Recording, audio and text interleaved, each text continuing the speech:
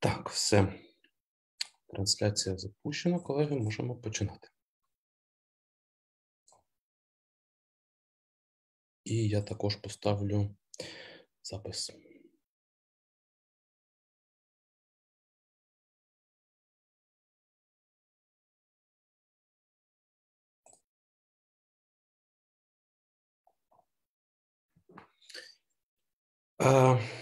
My greetings to all participants and viewers of our discussion. My name is Serhii Shapovalov. I'm a political analyst at Ilko Kucheriv Democratic Initiatives Foundation. Before we start talking about the main issue of our discussion today, I should emphasize one technical issue. We have parallel translation, and there are two audio channels depending on the language that you need.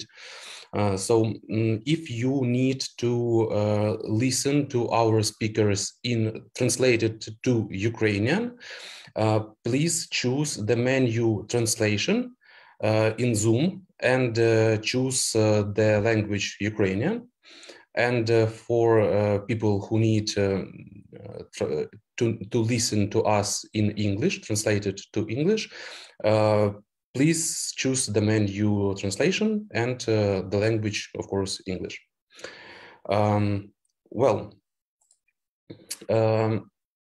Today we will talk about one of the biggest humanitarian challenges that Ukraine is facing after the full-scale Russian invasion. This is the issue of internally displaced persons, people who are forced to leave their homes and move to other regions of the country to avoid threats to their life and health because of combat actions. We remember that Russia started the war against Ukraine by invading from the north, east, and south at the same time. So a huge number of people found themselves in the war zone, and they had to get to a safe place as soon as possible. In May 2022, the International Organization for Migration estimated the number of IDPs in Ukraine at about 8 million people. Therefore, Ukrainian civil society, local and central authorities were obliged not only to fight off the enemy at the front, but also to help our fellow citizens. And thanks to the consolidation of the whole society, we generally managed to help IDPs with their basic needs in the first weeks of the war. However, the war is going on for almost 9 months already, and the situation with the needs and problems of IDPs has been changing over this time. And these changes is the topic that we would like to discuss with our speakers who represent Ukrainian charitable foundations and other NGOs that have significant experience working with IDPs. We are holding this event today in partnership and with the support of Heinrich Böll Foundation. We are grateful to our partners for their support and understanding of the need to hold such public events. It is necessary to explain to both Ukrainian and international audiences what is happening on the battlefield, what economic and humanitarian challenges does Ukraine face, and what assistance does Ukraine need. And now I would like to introduce our honorable speakers. Today we are speaking with Oleksandr Dmitriev, who is program head at International Foundation Caritas. We are speaking also with Mariia Krasnenko, who is legal expert at Public Holding Group of Influence. Together with us also is Oksana Kuiantseva, board member and project manager at Vostok SOS. We are also expecting Irina Sushko, who is international expert on freedom of movement, integrated border management, and executive director at think tank Europe Without Barriers, and Olena Rozvadovska, who is founder of charitable foundation Voices of Children. To finish with my starting points, I would like to ask the first question to Oleksandr. As a representative of one of the biggest charitable foundations working with IDPs, could you please tell us the most urgent needs of IDPs now? And what problems of IDPs are charitable foundations working on? And what is the role of Ukraine's international partners in satisfying the needs of IDPs in Ukraine? What assistance from international partners is most needed at this stage after 9 months of the war?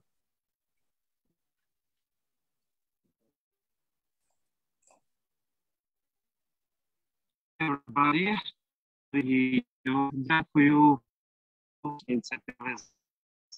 Дякую Юрію за цей переклад. Звичайно, дякую партнерам з фонду, партнерам по всьому світу.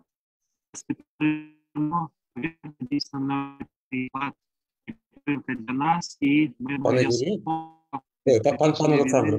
Олександре, вибачте, зараз трохи підвисає зв'язок, так, і вас погано чути. Можливо, зараз через пару секунд трохи налагодиться. Можете зараз порахувати там від 1 до 3, щоб ми перевірили? Так. Sorry, there is a technical issue. Maybe Oleksandr can reconnect to us. Yes, he's here. Олександре, можете сказати щось для тесту? На жаль. Так, спробуйте ще раз, вибачте. Так. Я з вами. Так, ніби трошки краще. Супер. Дякую дуже, прошу вибачення за ці незручності. Прямо зараз я стою на лавці посеред парку, тому що це єдина можливість зловити хоч якийсь стабільний інтернет. І це дуже, як на мене, ілюструє ту ситуацію в Україні, яка чекає не тільки вимушено переселених осіб, але, в принципі, все загальне населення. Тому, продовжуючи контекст питання пана Сергія, хочу сказати, що міжнародні фонди, міжнародні організації, партнери, національні організації, просто ініціативні групи в Україні. Так, я розумію, що у Олександра зараз проблеми з інтернетом. Тоді Oleksandr has problems with internet connection. So I think that I can address the question to Oleksandr several minutes later. Sorry, he reconnected. Олександре, давайте я спробую до вас звернутися через... Я задам питання іншому, дам слово іншому спікеру. Можливо, у вас через якийсь час трохи відновиться інтернет. Добре? Бо, на жаль, дійсно погано. А я знову з вами. Сергій, якщо ви відео, я думаю, що мій пристрій вийде на зв'язок повністю. Спробуйте. Не чути, Олександре.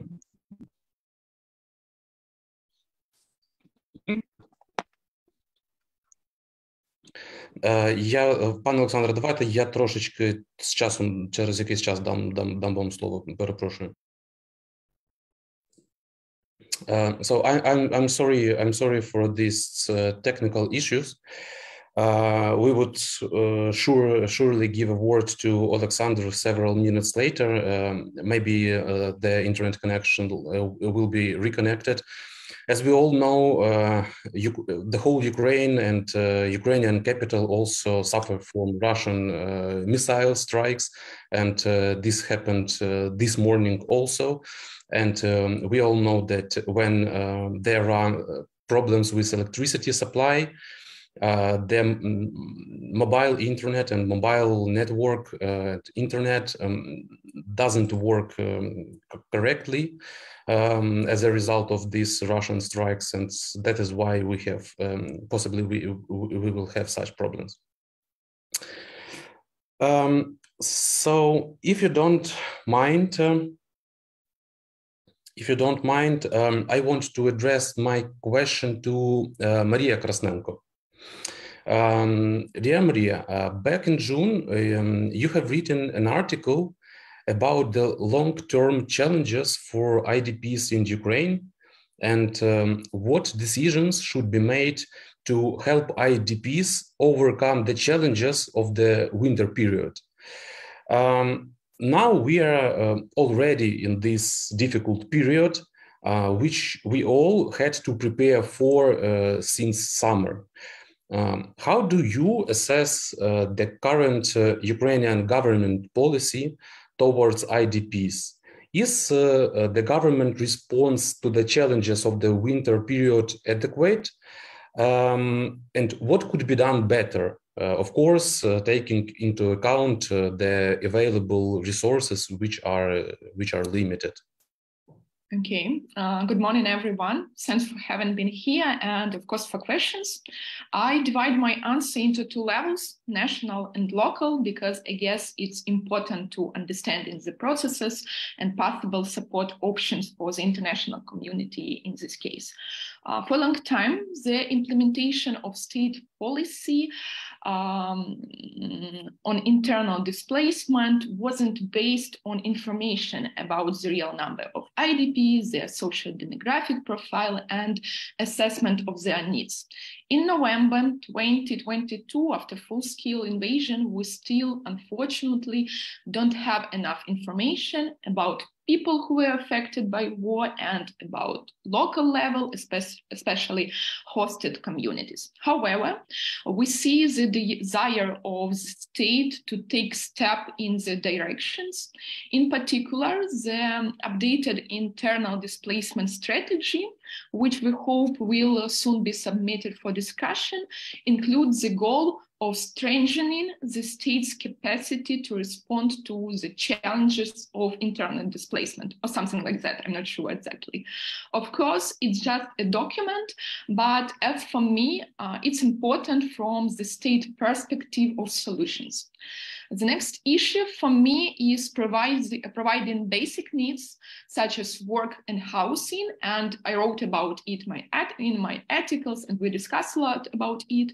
Especially, it's important before winter or during winter period, because today we already have a snow. For almost 9 months, a significant number of IDPs adapted. It's too early for a new IDPs, I mean a new wave IDPs after a full-scale invasion, to talk about integration, but IDPs of new wave adapted in new places, in new communities, and found independently or with the help of local authorities a job, and later of them housing.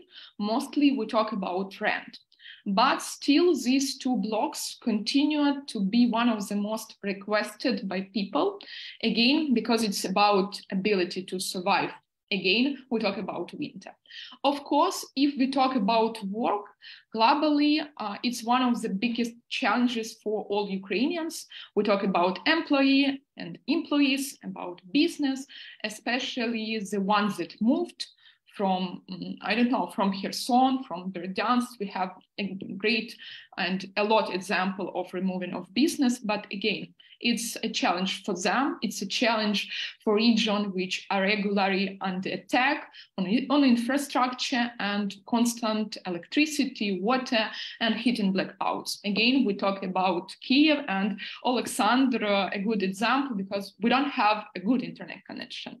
But if we talk about accommodation and housing, I also would like to stop on the importance of focusing on reconstruction or modifying different types of housing for long-term use, such as dormitories, sanatoriums, and so on. The practice of modular housing, which regularly use different international organizations, for my opinion, and for opinion on my colleagues, isn't a solution and does not contribute to adaptation and further integration. Also, I want to mention the positive practice of many local and special rural communities that provide people house and also firewood or other needed equipment for the winter period, and their support was really huge, and still it's going on, and really big thanks to all of them. However, employment is a main problem for them, and it's not surprised us, but maybe surprised an international colleague. And of course, at local level, situation changed from one community to another, even in one region, oblast. In most cases, this is related to the capacity of communities before the war, their internal interactions, and other practical connection in communities. But again, we talk about support of community. That's why I call for put pressure on the Russian Federation. Again, it's not surprised, support Ukraine, because Russia, again, maybe it's like will sound like a slogan, but all of us must pronounce it, because Russia is a terrorist state, because their action can lead to the death of people from missiles or from the cold. Particularly, I talk about the territories whose infrastructure was destroyed, because we can plan a lot of good things, we can plan a lot of strategies, but if the Russian Federation, which will regularly attack Ukraine, it's impossible to plan. That's why we support to pressure on Russian Federation. Also, I call for support of local communities, especially before the winter, especially in the question of reconstruction, integration programs implementation, creating a new job place, and support some business project, and so on. I call for work directly at the local level, and for me it's really important, because we must to try to burden from central government bodies, because it's really huge pressure to the central government bodies. And also we must provide and support different types of program focus in providing of housing. But again, I said it, not modular. We must find new solutions which give results in perspective and can be used in the next period for other categories of people for long-term using. That's why on this question, I stop here and maybe add a bit later. Thanks. Yeah, I have one, just to continue the topic of the housing. It's really important, especially now where it is actually snowing. Are there any alternatives for modular houses? What may be the working solutions for people before they can actually rebuild their houses? As I said, it's about rebuilding such categories as sanatorium or dormitories, because it can be used during the winter period. And of course, we have a lot of examples all around Ukraine, but their state isn't good for living just right now. And it must be reconstructed, or like general reconstruction. We don't talk about just building something new. It's like to provide what we have. Okay, thank you. And I want to ask you about the employment. As we all know, the situation is, of course, hard. Are there any statistics how many IDPs can find work on their new in their new communities? And maybe you heard about that. There was an initiative of our government called the army of the restoration. The essence of this initiative is to involve people who lost their jobs into the restoration works, and this will allow people to get job and be paid for their work. What do you think of this initiative? First of all, I don't know about statistic right now, but I'm sure that we have it because I'm not sure every month or every 3 months it's provided by Statistic Bureau or something like that. I'm not sure how it better to translate in English, but we have this information and we have statistic from international organization like International Migration Organization. They timely to provide this information and the same as request of IDPs to employment. And we can check it maybe. I check after my speech and can provide this information. But if to talk about the program which you asked me, I know about it. Oleksandr said already involved. Okay, I guess that it's good example of program, but it's just one and avoid and include just one category of questions, one category of people, and I guess all these programs must be масштабуватись. I forgot how it translates.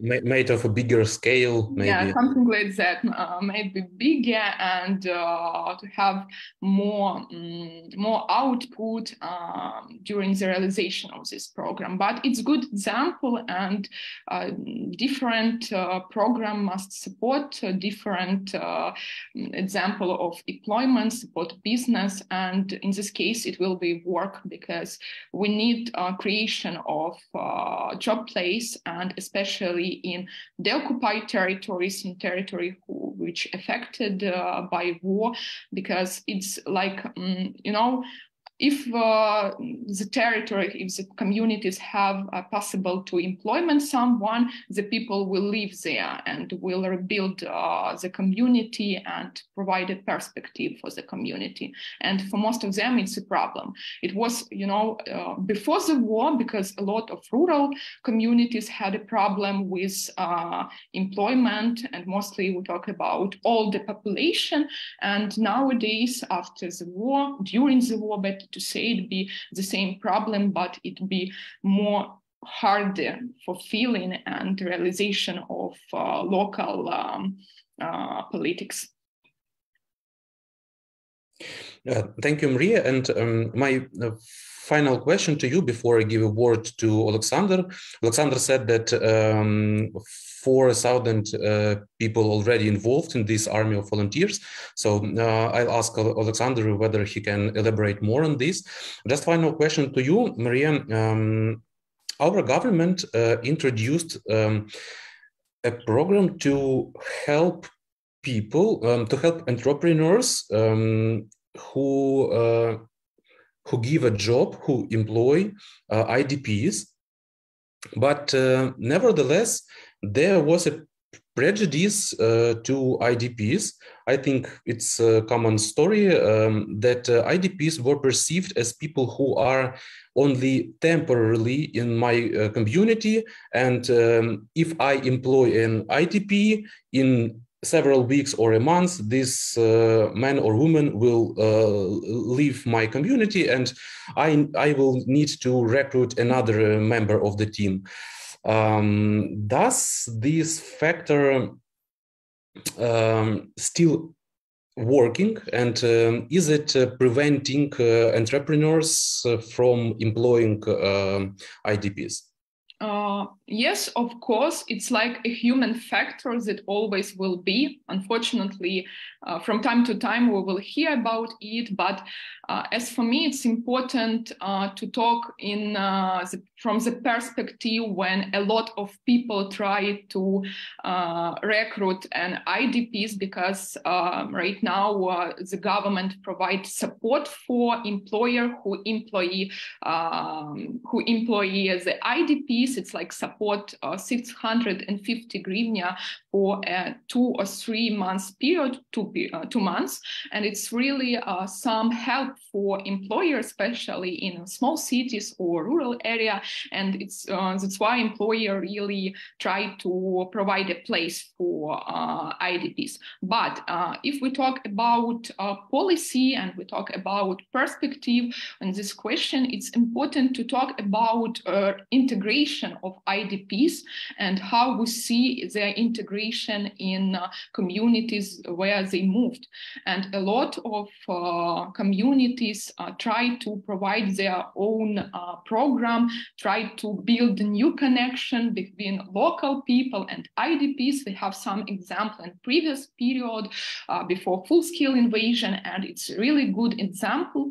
And I hope that maybe for the next period, in the next year, more communities start this process, because it's really important to understand that some of IDPs will stay in the community and they can provide more benefits for communities than you can even imagine. And I hope it will happen, and maybe next year we will talk about a good example of integration of new wave of IDPs.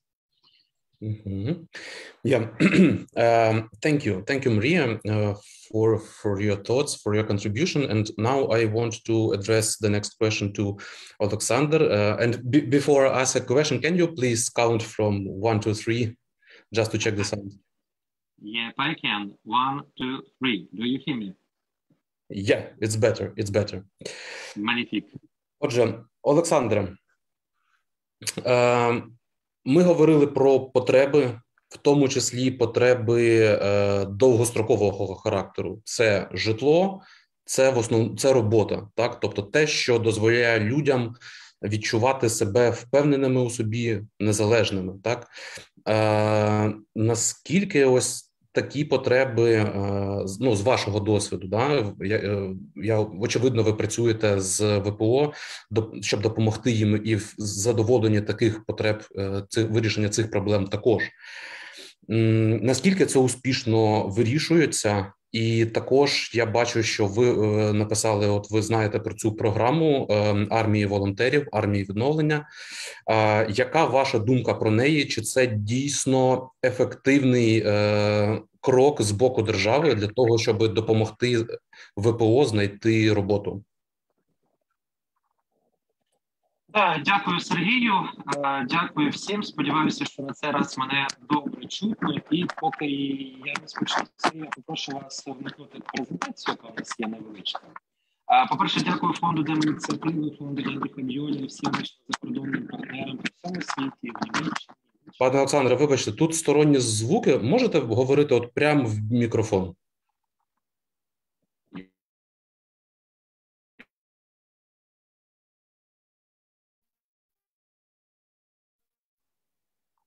Я вас загубив. Олександре, ви з нами? Я з вами. Так, краще? Ви, да, говоріть прямо в мікрофон, будь ласка, да. Спробуйте ще раз. Кажу прямо в мікрофон. Скажіть, чи добре? Так, ніби краще. Дякую. Я перепрошую. Так, ну, це я перепрошую за ці проблеми. Вони дійсно виникли дуже несподівано через нову ранішню атаку. І ось прямо зараз я стою посеред парку на лавці для того, щоб знайти хоч невеликий мобільний коннекшн, щоб з вами проговорити. І, як на мене, це ілюструє дуже цікавий семпл проблематики такої, що не тільки сьогодні вимушено переселені особи зазнають значного погіршення життєвих умов, але й, в принципі, все загальне населення, особливо вразливі категорії, які, наприклад, не зазнавали первинного переміщення чи навіть вторинного переміщення після 2014 року. І саме це, на мою думку, дозволяє нам говорити про те, що комплексні рішення на задоволення потреб ВПО можуть застосовуватися сьогодні і для загального населення, адже ну, ми розуміємо, що через певний колапсовані процеси в економіці, вразливі люди в погіршенні потреб нічим не будуть відрізнятися від вимушено переселених осіб. Люди так само будуть страждати від відсутності стандартів, мінімальних стандартів якості житла, через обмеження постачання їжі, через обмеження постачання ліків, через розрив або значні ускладнення ланцюжків постачання. І, власне, оцей розрив ланцюжків постачання, він так само може зачіпати всіх наших партнерів. І тому мені б дуже хотілося підкреслити, що зараз допомога Україні – це, в принципі, довгострокова допомога і економікам країн Європейського Союзу і в цілому світі. Україна не велика економіка у порівнянні з, наприклад, Німеччиною. Але все ж таки, зважаючи на глобалізацію, міжнародний географічний розподіл праці, вся країна, весь Євросоюз, весь світ відчуває на собі економічні наслідки від війни України. І далі, якщо буде погіршуватися ситуація зі стандартами життя українських громадян, переселених осіб, це так само буде дуже сильно афектити і всіх інших наших партнерів. Повертаючись до першого контексту питання вашого, Сергію, які самі організації, цілий спектр організацій, і міжнародні партнери, і національні організації, цілий спектр потреб, які вони задовольняють сьогодні в Україні. В гуманітарних організаціях це зветься кластерною системою гуманітарного реагування. Вона доволі довго вже апробована в Україні, в тому числі 2014 року, але і в інших країнах, які зазнавали раніше гуманітарної кризи, через війну, через стихійні лиха і таке інше.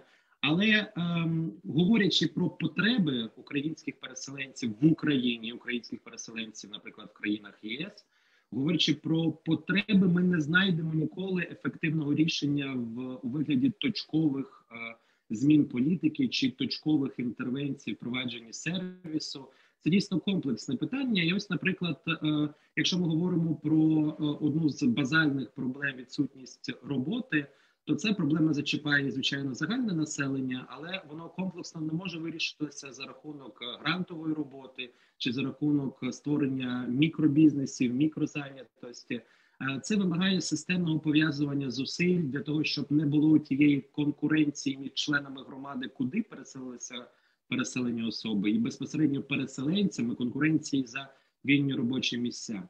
І це вимагає так само великої координації не тільки гуманітарних організацій міжнародних національних, але й місцевої влади, влади в цілому і місцевого бізнесу. І ось тут, як на мене, є одна з родових проблем на сьогодні в Україні, адже такої тісної, плідної взаємодії, системної в Україні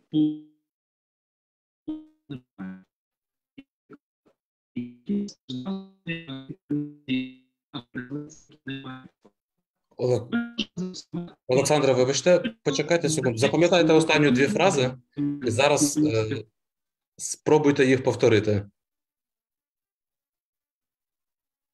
Так, можете зараз спробувати сказати ще раз те, що ви говорили, буквально останні 10 секунд.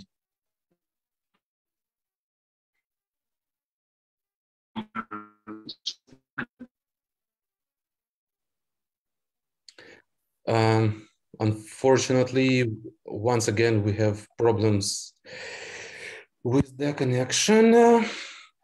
Let's try in this way. Do you hear me? Так, зараз краще. Угу. О, це адаптація, це наше все. Як і для української політики відносно переселенців.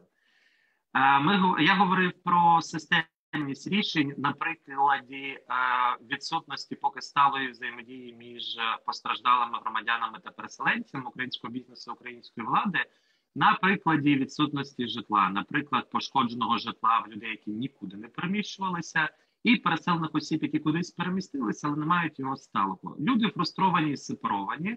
Бізнес готовий брати участь у repairing and recovery shelter works. Влада дала такий basic legal frame, закон про компенсацію зруйнованого житла. Місцеві local authorities дали первинну базову оцінку, але в одній точці зборки всі ці три активності, трьох кол спільнот, на жаль, поки не сходяться. І тому, навіть якщо наші іноземні партнери зможуть збільшити сервісну допомогу на постачання нової їжі, будівельних матеріалів для ремонту, запровадження модульних будинків, їх активного розповсюдження і заселення туди переміщених осіб, Якщо в нас не буде цієї чіткої точки зборки взаємодії між бізнес-сектором, приватним, публічним сектором і постраждалими особами, на жаль, ми не зможемо досягти системних незворотніх змін, які є, в принципі, одним з індикаторів ефективності будь-якої політики. Саме тому мені б дуже хотілося акцентувати на тому, що зараз Україна потребує не стільки допомоги ресурсної на оце пряме забезпечення людей у потребі, а допомоги інституційної, як розбудувати кластерну взаємодію з державою, як розбудувати взаємодію держави, бізнесу і постраждалих осіб. І в цьому, безумовно, дуже велика допомога може йти якраз від аналітичних центрів, українських аналітичних центрів, лідером в секторі, де є якраз фонд демократичної ініціативи. Я не впевнений, що ви почули на початку, але я дуже вам висловлював велику подяку за ту координуючу роботу, за те, що ви стали цією ланкою зв'язування різних думок для формування якоїсь внутрішньої полісі, щоб зробити системні зміни.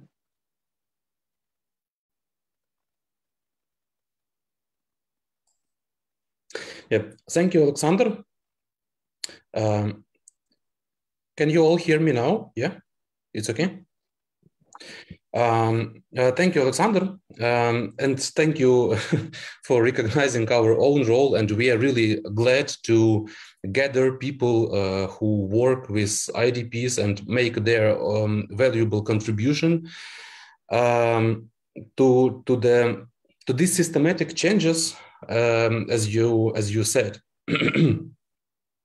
we understand that another question to you, Oleksandr. We understand that the problems of the society are all interconnected. For example, if you have low pensions for people of older age, you cannot just raise pensions by a presidential decree. You need to solve the problems with the economy, and the economy should allow you to make pensions higher. So it is about systematic changes.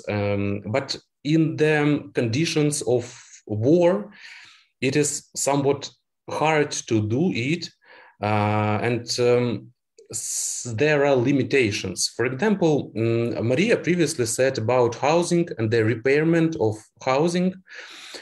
As far as I know, there is now a prohibition for like капитальный ремонт, capital repairment. Yeah, and this it doesn't allow us to improve the housing for IDPs significantly. In these conditions, can international organizations, international donors help us with it? So if in Ukraine, we have limitation on resources and capital repairment. So if we have such limitations, can international organizations help us and compensate these limitations, internal limitations in Ukraine? You mean the limitation of costs of funds? Yeah, firstly, we don't have enough funds. And secondly, there are even, as far as I know, maybe I'm mistaken, that there is lawful prohibition to assign money for capital repairment of old houses, etc. Just like small repairment is allowed. Окей. Давайте почнемо з того, що я розумію ваше питання, але на мою думку, давайте почнемо з того, що зараз головною активністю можновладців має бути пріоритизація. Ми можемо говорити про ці ліміти обмеження, і інституційні ліміти на використання коштів, ліміти на те, що у нас немає цих коштів, але зараз зусилля і держави, і міжнародних партнерів має бути спрямовано не на капітальні ремонти, і навіть не на middle repairing work. Вони мають бути спрямовані, перш за все, на те, щоб забезпечити, максимально покрити забезпечення мінімальних стандартів житла. Про що це? це про закриті периметри, про теплоізоляцію. Тому що немає сенсу говорити про капітальне будівництво чи капітальне відновлення, коли близько 70 тисяч таких в Київській області людей не мають закритих периметрів, не мають проникнення холодного повітря. Тому я думаю, це питання важливе, але воно точно не буде на часі аж до наступного літа, якщо не буде інших змінених умов. Дійсно, партнери можуть з цим допомогти. Вони можуть дати кошти, вони можуть дати свої методологічні рамки, як має відбуватися це будівництво. Але от ми, наприклад, зіштовхнулися з тим, що іноземні партнери використовують свій фрейм, свою рамку методологічну для того, щоб визначити пошкодження, визначити, що потрібно перебудувати, свою калькуляцію і принципи калькуляції. А ось наші будівельники, наше Міністерство будівництва, наші галузеві асоціації використовують внутрішні стандарти. І, якщо чесно, от ми місяць на одному і тому ж місці, коли є кошти, є люди, є бажання українського бізнесу і бажання закордонних партнерів зробити ці ремонти, але через те, що в нас немає синхронізації між стандартами організації такої роботи, у нас великий геп по часі. Тому тут, можливо, має бути лідуюча роль, в тому числі громадянського суспільства, для того, щоб синхронізуватися у стандартах і підходах, а вже потім переходити до розмови про фонди, про кошти і таке інше. Yeah, thank you, Oleksandr. I think it's really important to emphasize the role of think tanks and charitable foundations in these systematic changes, in not only our role in satisfying short-term needs of IDPs, but also the role of civil society in the long-term changes in Ukraine. Thank you. And I want to ask my next question I want to address my next question to Oksana Kuiantseva.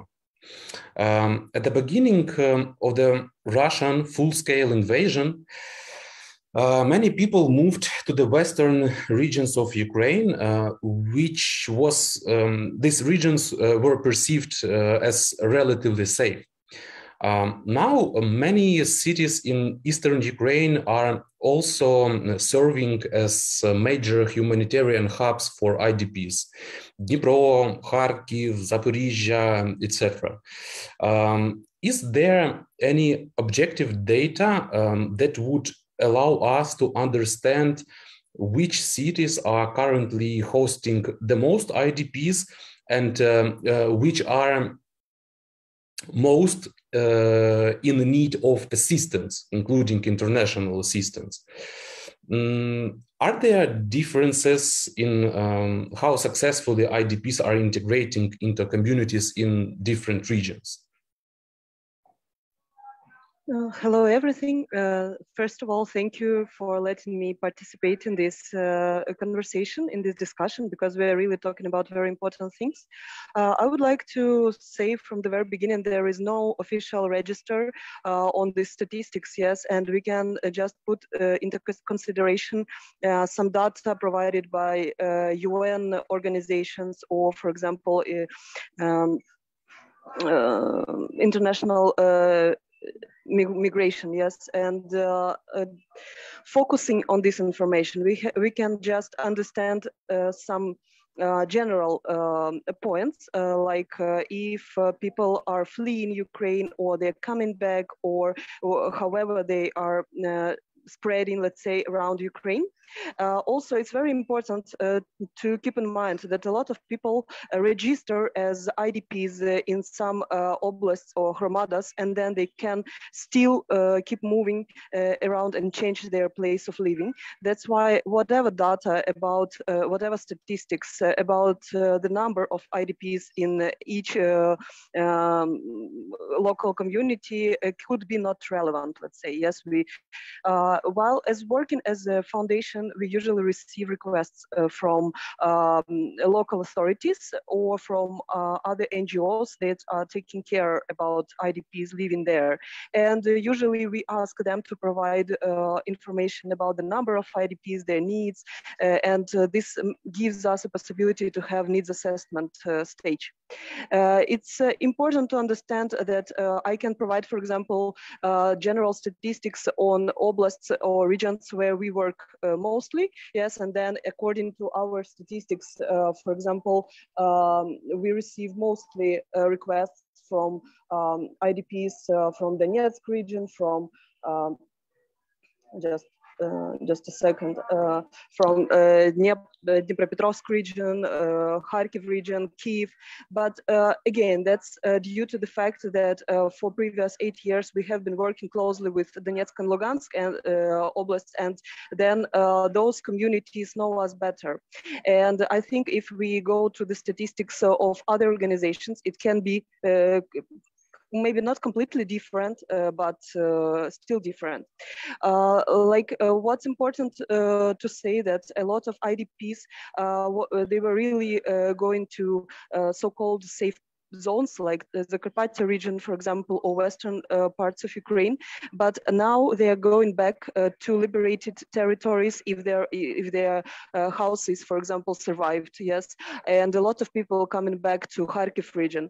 While we are doing evacuation, for example, from Kharkiv region, we face the problem that right after liberation, there were a lot of people ready to leave those villages or towns that were without gas, without electricity and everything. But then now, for example, right now, people who stayed, they will stay for winter in this in their home towns, home cities.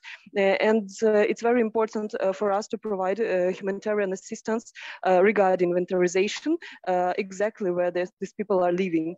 And because like they made their decision, yes, they need to stay because, for example, they do not have any other place where to stay, or for example, they do not want to stay in whatever shelter with people they do not know, with conditions that are not, again, are not the perfect conditions, let's say, yes, and then they decide to stay in with their relatives or with their neighbors or whatever place that they feel like home. Yes, that's the most important. Yeah, have I missed anything from your question? Sorry. No, it's okay. Thank you, Oksana. And one additional question. I remember the interview of yours. I was listening to it, and you told about the work with the people with a low mobility. Can you please tell us more about it, and what assistance do volunteers who work with those people with special needs? Which help do you as volunteers need to help such people with special needs more effectively? Yeah, thank you for the question, and thank you for listening to my interview. Yes, when I have a place to talk about special needs of immobile people, people with special needs, yes, I try to do this because it's a real huge problem for Ukraine. As an organization, we have been evacuating people since the beginning of the full-scale invasion from Lugansk, Donetsk region. Right now, we are also working in Kharkiv region, and the number of people evacuated is more than 30,000, and among them more than 3,000 people with immobility. Just several words how it happened. Let's say our mobile teams. So we have a hotline where people can apply, and then we go to the address of the person. Mostly we're talking about elderly people, people with diseases, people who cannot, who are living alone, for example, example, and cannot by themselves take a bus and just leave the place, yes, where is a dangerous zone. And we are talking about evacuation from the front line or liberated territories where these people, for example, cannot receive medical assistance and it's dangerous for them to stay. And then our mobile team, they take these people by cars or buses, by cars mostly, to the railway station in Pokrovsk, and then they take train and go to Dnipro, where we have a kind of hub, and for immobile people we support this hub, and there these people temporarily can stay in case if they do not have any relatives to go. And the biggest issue for us to make evacuation happen, let's say, is to find the accommodation for these people. Because if it's a lonely person, then we as an organization have to understand and have to provide this opportunity, geriatrics, a hospital, a hospice, a shelter with the special conditions, for example, because mostly these people need medical beds and nurses to take care of them. So that's the biggest issue is to find places, and that's why we invest a lot in repairment of, for example, old hospitals or whatever appropriate buildings that can be used as a place for temporary staying of these people. The other thing, it's all medical supplies like chair wheels, for example, because mostly when we evacuate a person, sometimes there is no possibility to take the chair wheel. Or, for example, this was there could be stories when people for many years were just not using chair wheels in their day-by-day life due to whatever circumstances, yes, but then we have to provide it, or so whatever other supplies to help the person with special needs. All this is highly appreciated, as well as all basic needs like mattresses, bed linen, and everything, yes, where we have to equip the place where the person can stay, sleep, and so on. Another big problem, as I told, it's as we are talking about accommodation, we are looking for international programs that can accept Ukrainian people, Ukrainian refugees with special needs. And for example, we have one successful story when we helped 40 Ukrainians to go abroad, to go to Germany, to clinics that was working with such diseases. And for example, we believe this is a very successful case when Ukrainians can go abroad and first of all be completely safe, and second receive very high qualified medical assistance. That's why this is what we keep in mind all time, looking for partnerships, looking for some programs. And I think this is what European countries can do for Ukraine, open or make more visible this program to Ukrainian NGOs and organizations. Yes, so we can find them, so we can make all the procedures to organize the transfer, to organize documents, because it also takes a lot of time to translate everything in proper way. Yes, because we are talking about medical things, diagnosis, and so on. And for example, it's very important for people coming abroad to receive basic help with translation, with being hosted there. Yes, like someone who will explain what to do, yes, how to live in a foreign country, because they all face the problem of not understanding what's going on, language barriers, and so on and so on. So this, if we are talking about needs of these people, it's always about fundings for evacuation process, like mobile teams, hotline operators, if we're talking about our organization, fuel, cars repairment, because the roads are horrible, they're time to time under shellings and damaged a lot. That's it. And if we're talking about winterization in this regard, then also we need to think about heaters, burjuikas, whatever wood pallets that can be used to warm up the places where these people are after living. Because again, as a fund, we try to not only provide a place where to go, but make a kind of win-win with the accommodation. Yeah, so we still keep providing humanitarian aid, hygiene, food for these people during some period, like several months could be, and providing some equipment for these again, shelters, geriatrics, hospitals, whatever. Yes, so these institutions are, let's say, interested in accommodating our IDPs. So that's that's the way how it works right now in Ukraine. Yeah, thank you, Oksana. And I think it's very important, as you said, to make such possibilities and available the programs that are already available, make them more visible, because in many cases some programs or possibilities may already exist, but people who really need them, they just do not know about the existence of these programs. I have another question for both Mariia and Oksana. We talked a lot about the problems and the needs of Ukrainian IDPs inside Ukraine, but there is also an issue of Ukrainian refugees abroad. I want to know your opinion about,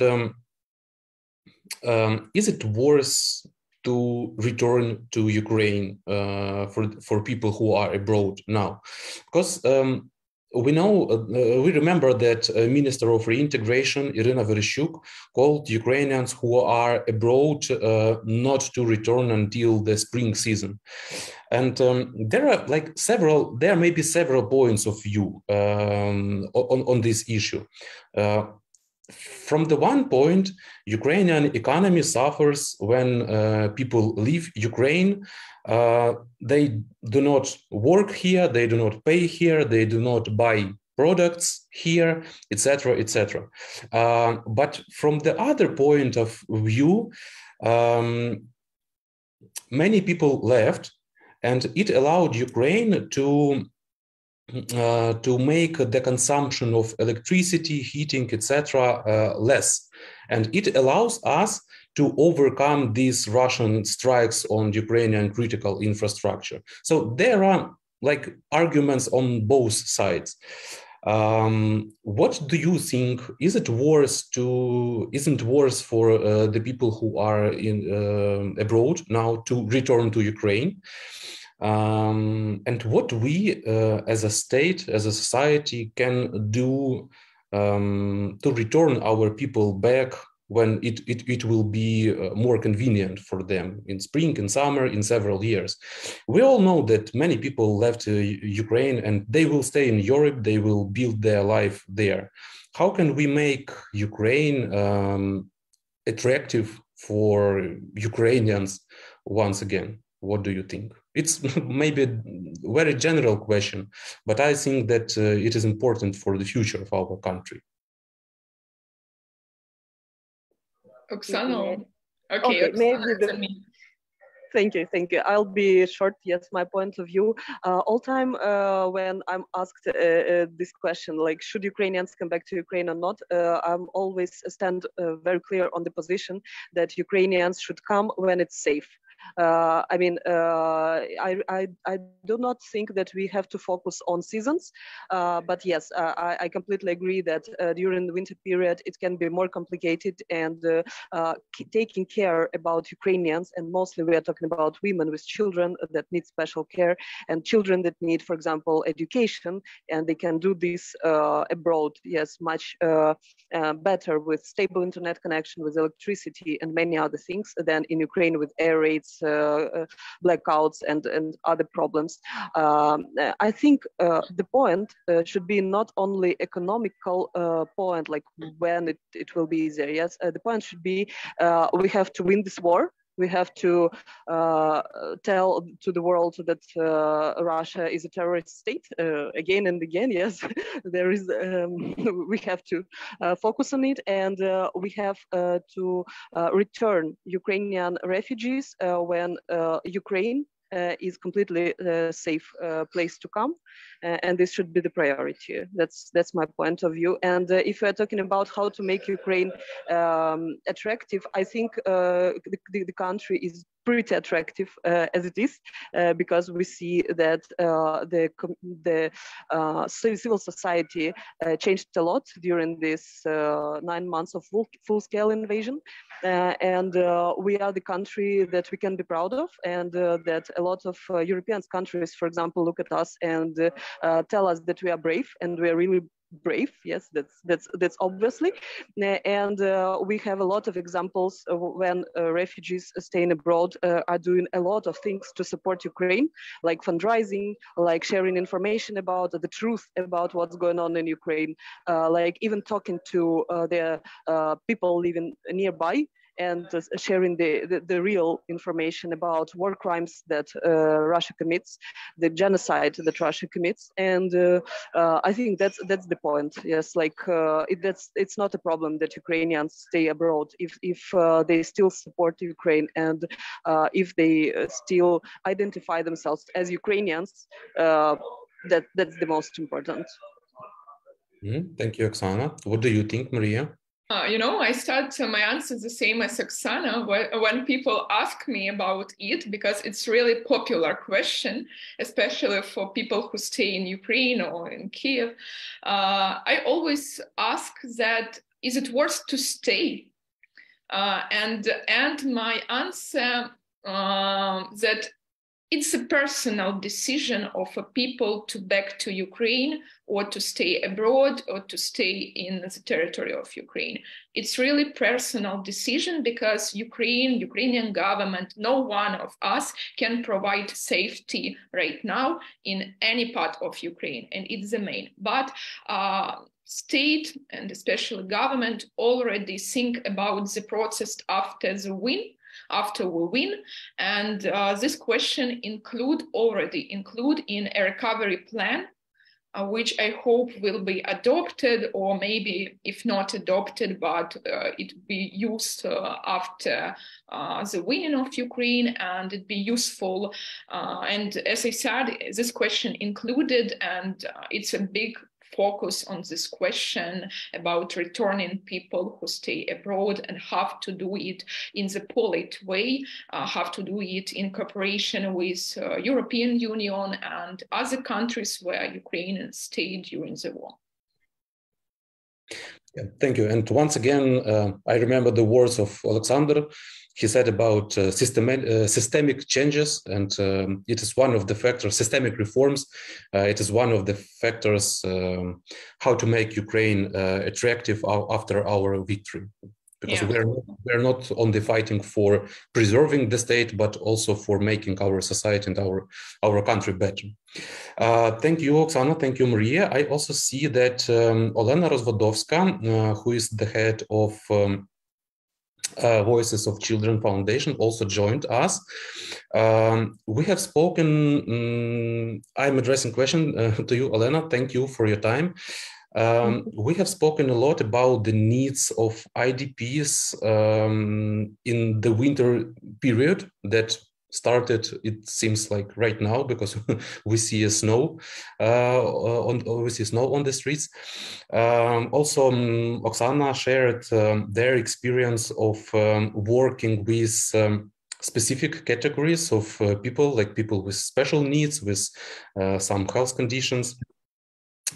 You work with children, and of course, this work needs a different approach than with adults. Can you please tell us what are the specific needs of children? How do they adapt to new circumstances and to live outside of their home in other communities? Mm-hmm. Thank you. Yeah, sorry for being late. I had quite a problem with the internet connection. What can I say? I think that I will add, or maybe I'll repeat a lot from what my colleague already told, because winter brings like very similar problems for all of us, and adults and children. It's to be in a hot, heating place, to be in a warm place, to be to sleep in a normal bed and to eat a normal food and to have a drink. But if to speak about children, it's also about the education. We also have to think, how do they deal with the schools now? And even it's not only about to have a approach or to have a school around. It's about how it's possible to study when you don't have a light, when you live in a constant stress, when your parents in a constant stress, and when your parents have to think about very materialistic problems, things, and but you have to somehow cope with this stress and still do your homework. We know that our educational system is not flexible at all, to be honest, and this is something that we will have to think, all of us. There is a tactic decisions and strategic things, yeah. So from tactic point, all what we can do, we provide a lot of electronic devices, sort of planchets or phones for children, for families, for IDPs, for those who are already living in some sort of safety places. But I think in the western part of Ukraine, I mean on those territories when you physically have a connection to the internet, or you have a physically be around the school. So we provide a lot of these things, or things to how to prepare to school, or planchette, and these electronic devices. It's a very huge need, because some of families they just don't have it because they lost it, or they leave it at home, or there is a three child with school age in the family, so we need a 3 planchette. We do understand it, yeah. So most basically it's like it's a really huge need, and it's from tactical point, and also for basements in the schools. They are not equipped. We know it. And we are not talking about like some regions. It's even in Kiev. Not in every school have like proper equipped basement or safe place. In the regions, we know that it's a huge problem. We receive phone calls from Kharkiv, Chernihiv, from a lot of parts of Ukraine where, like in Mykolaiv or Zaporizhia, it's a huge problem. And I would say that it's something that the charity foundation, they cannot run proper in a scale of a whole country. And but in strategic plans, whether it's how children can deal in both and with the stress and with the education. We all know that strength brings things like you cannot concentrate on your homework, you cannot think about your homework, you lost all your friends, you are studying in a new school, you need some period for adaptation, you need some period for preparation, or sometimes you will change a few places for living for these years, and you will study like in a different schools. So how it will influence children, and what in a strategic, in a bigger picture, we will have with this year of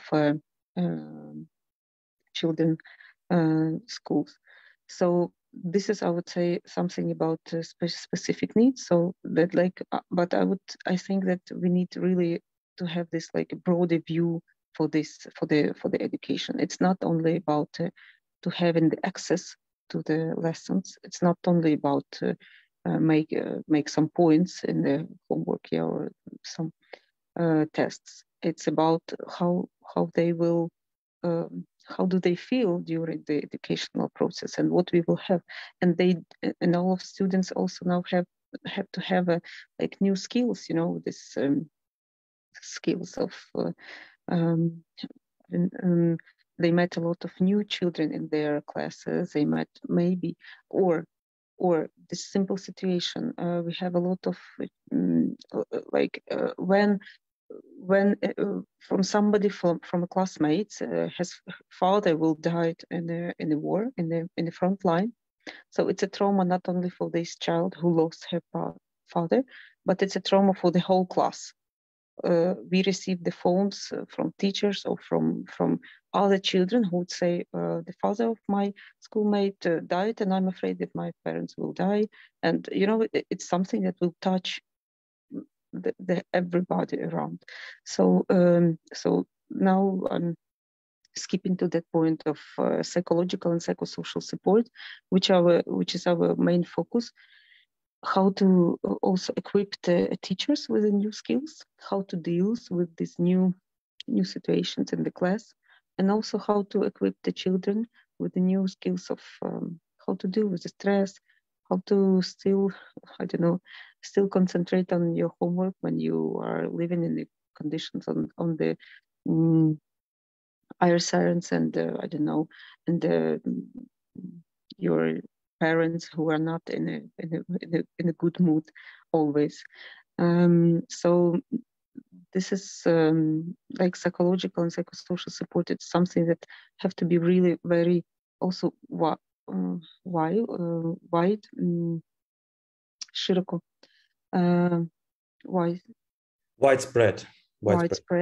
widespread, and for long-term period, because some of the trauma consequences will show up not just in the moment of this traumatic situation, but in a half year, in a 1 year, in the 2 years, we don't know. So it's something that we need to provide in a long-term period. So for this, we would need a lot of specialists who can counsel in children, and specialists in psychological and psychosocial support. But it's also, again, about some tactic and strategical things. So in the tactic things, it's to give the support now and here, and strategical to have in the country enough specialists who can provide the support for the children with the consequences, with the experience of a war. And it will be very different experience of a war. Either it's living under the occupation, either it's living in a constant chronic stress in the areas where there's a constant shellings, either it's an experience of evacuation, and it's not only in Ukraine, but around in the European countries. So in living far from your father, far from another part of your family, far from your home. Either it will be experienced living in the Western Ukraine and receiving in your school thousands of new children whom you never know, and with whom you have to somehow deal and study and get know each other. So so many either with the children who will lose their parents or in the front line, or maybe the father will come back from the war also with some tough psychological experience, and family will have to start to live in a new reality. And so living now in the situation of active war, we have like a lot of challenges, but it's very important to think about after, and to start to prepare specialists, to start to prepare new approaches program, and also to work in this advocacy, to talk about psychological support, talk about how the war can influence on the people. So some of reactions have to have a place in our society without discrimination, without taking them out of society if you are reacting some not in a proper way that you think. So it's like a new knowledges for all of us, and this is a huge part of some advocacy program also from the government, not only from the NGO. We all know, we are working in this, so we all know about this, but so many people still living in their situation that they don't trust to psychologists. They don't even know that it's possible to deal, and are living also in their own trauma, and maybe not recognizing the reality. It's also the way how to escape from this tough reality, you know. But it's something that we will have to think very wise all over Ukraine, and it will be our new narrative that the war will not finish. It's like when the tanks will, go back to the base. It will finish when, like, it will bring for us many years of post-traumatic syndrome and post-war consequences that we will have to deal in a very long-term perspective. And this is, I would say, also very important for children, because when we are still looking for the answers, they are growing up, and while they are growing up, we have to move quicker, I would say. Yeah, thank you. Thank you, Lena. You're right. Our people, it's a big problem, and it existed for decades, that our people just don't want to check their health, to monitor their illnesses. And especially if we talk about psychological issues, and many people they just don't understand that they need help. They think that everything is okay with them. But this constant stress and other factors that contribute to accumulation of these problems over time. And of course, there should be changes in the healthcare policy. We need to raise this culture of taking care of your own health, because as we see now, there are huge problems with it, and many people in our country go to the doctor when it is already late. It is already late. Thank you. And just to sum up, I'm sorry for abusing your time. We are more than an hour online. The final question to Oksana and Mariia. Let's just sum up the discussion, and just imagine we are writing a policy paper and we are finishing it with recommendations, what to do and who should do it. Just most important things that can be done by the Ukrainian government, and most important problems that our international partners can assist Ukraine with. Just short recommendations, what should be done to help Ukraine to overcome the challenge of satisfying the needs of IDPs in this winter period, especially. Just imagine we are writing short recommendations.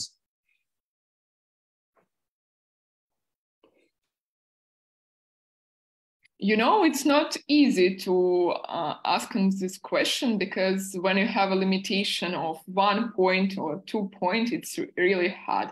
But I said, if we talk about international communities, as I talked before, it's a pressure to Russian Federation, because we need to win, not just peace, as a lot of people abroad said, foreigners said. We need to win, and it's our main task for winter period. But if to talk about civil population, we still talk about providing all necessary for winter period. I mean, all equipment, like burjuika. I'm not sure that it's translated into any language, but still. Maybe a mobile heater or something like that. Yeah, something like that, but okay, it'd be like to check how it be in English.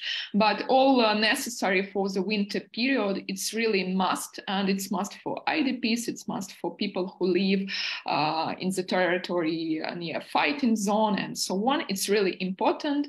And if we talk about Ukrainian government and Ukrainian ministries, for me it's lay in coordination And it's really important to talk about coordination in this sphere, to coordinate with non-government organizations, because I know that, for example, Vostok SOS for a long period tried to cooperate with Ministry of Reintegration in evacuation process, and it's really a hard process, and it's like example, and that's why we need to talk about coordination with all stakeholders, with all main actors in this sphere, and especially non-government international organization, because all of us do a lot and we can do more better, and it's like quickly higher, and what it was the last one,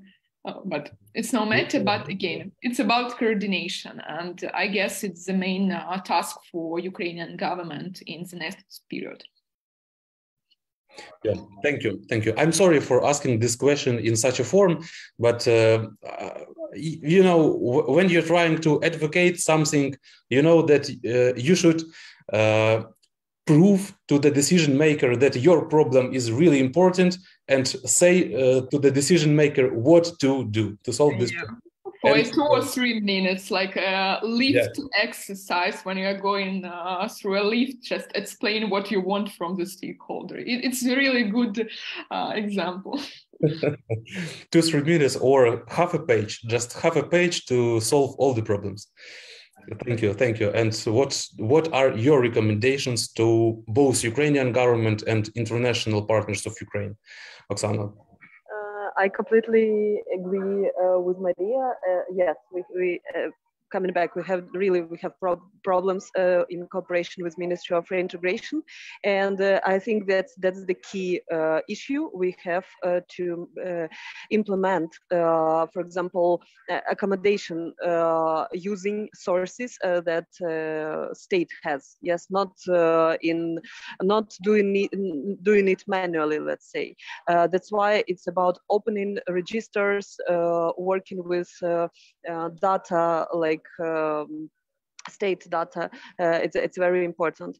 The other thing, what I really see, it's if we are talking about European countries, it's acceptance of and programs for Ukrainian refugees to really be able stay for winter for this long-term visit in Europe. It may again enable us to solve some problems in Ukraine without putting sources to take care about other people who've left the country temporarily.